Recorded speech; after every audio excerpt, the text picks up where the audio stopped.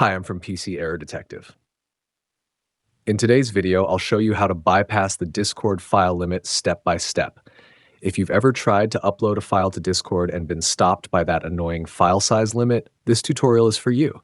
But before we dive in, don't forget to subscribe to our channel for more helpful tech tips. First, open up your browser and type 8 megabytes video compressor into the search bar, then hit enter. Open the first link that appears in your search results to visit the video compression site. Once you're on the compression site, click on the Browse button to find the file you want to upload. Select the file, then hit Open. After that, make sure to check the 8 megabytes option to compress your file down to a size that Discord can handle. Now you'll see additional options. If you want, you can check the box to auto-download the file once it's done compressing. You can also choose to mute audio or apply extra quality settings. However, keep in mind that applying extra quality may make the compressing process a little slower. Once you've set your preferences, click on the green button.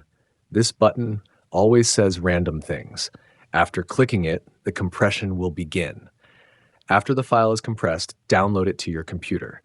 Now you can go back to Discord and upload the newly compressed file without hitting the size limit. Thanks for watching, and I hope this video helped.